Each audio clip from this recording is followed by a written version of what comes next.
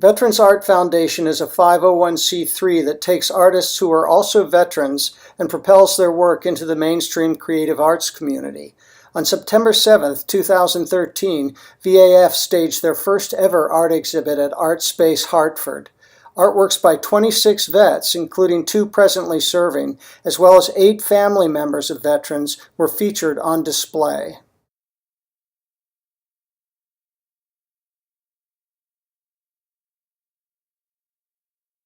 But I think what's untapped is the people that aren't trained artists, but there's a lot of artists doing art therapy, which I think is very important, and their work is important too, and it's very powerful. So I'd like to see more untrained artists that didn't go to school for it, but are in art therapy expressing themselves. I'd like to see more of their work. In high school, I only took 1 art class because I had to, so I wasn't really interested in art at all. And then when I got out of the service, I wanted to use my GI Bill, so I was like, I'll take 1 art class. So I took an art class just to kind of get my feet wet in the college world, and a teacher there told me, a professor told me that she really liked my work and she wanted to put it in a show. So that made me so excited that now I'm here and now I'm an art teacher. And what's the name of this piece? It's called Game Face.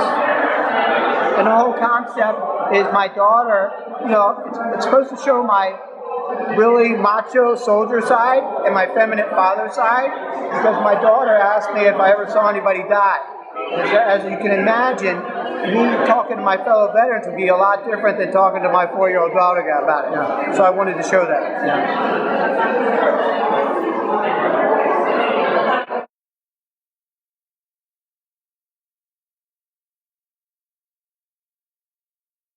The name of the piece is called it's The Call from Home, and for me it was actually what I was feeling at the time, the pain that we feel when we lose our brothers. And so I painted. I even try to get myself into painting. A little more scruffy at home when I'm painting, but it's a pain that we feel when we lose our brothers, and the guys in heaven are represented above the stairwell, the stairwell to heaven. And those are the guys calling us home if we choose that route, and which so many of our brothers have unfortunately chosen. The black silhouette with the face inside actually represents the civilian inside of us that we have to shut off in order to become a soldier and do our job. And the background there, I was actually going to go with an American flag, but I decided to go with Arlington Cemetery behind it. The clouds overhead, so that the cemetery kind of ties it all in with the soldiers in heaven waiting for us, and the guys down here still feeling the pain. Can't really show it, don't want to show it, hide it, bottle it up. And unfortunately, a lot of bottling up and hiding it eventually leads to that.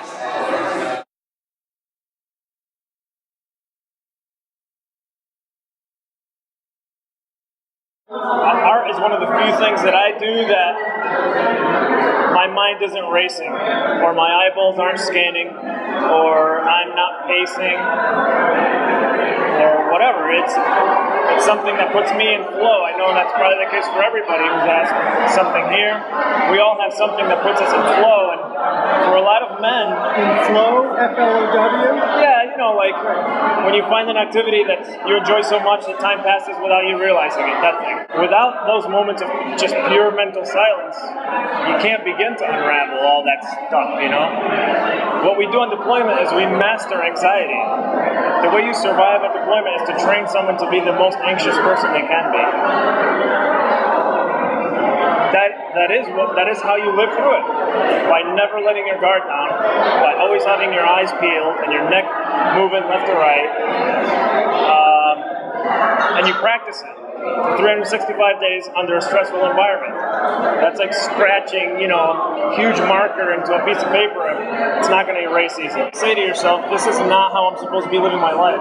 Or to realize I fought for people to have a better life, and me too, and I'm not experiencing that. What I'm experiencing is some degraded version of what I should be living. And it could be a result of what you did in combat. It could be a result of your childhood and your upbringing with what you experienced in combat, which is what I think it generally is. It isn't what happens, but it's the lens you bring to combat with its stains and scratches that takes it all in a certain way.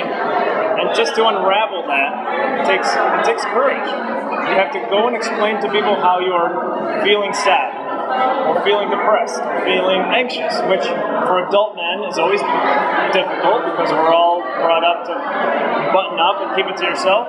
And then for military people, it's more difficult yet because, you know, you're told to suck it up and drive on and get it done, and get it done, and get it done, and get it done.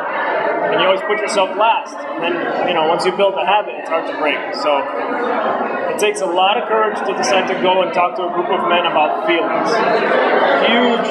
That threshold is incredibly high that you have to cross. And once you do, and you go there and you say something and nobody chastises you for it, some people understand, others have gone through what you went through. Next thing you realize, you're in an environment of like-minded people who are self-aware enough to go and ask for help, you know?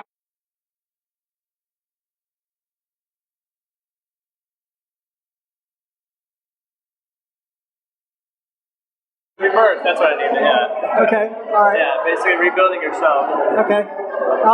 And how did you come to be at this show here with the Veterans Art Foundation? When I first started with a little art program in SADP down at VA in West Haven, and then I guess they just gave me a paintbrush and acrylic paint, and then that day, like a month and a half ago, that's when I first really ever learned how to paint. No, I never touched a paintbrush ever.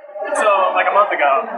That's fabulous. That's fabulous. And I never took any art school either. So. What inspired that painting in you? That's because I was suffering real bad. Like, I didn't realize I had it with PTSD, I guess, real bad.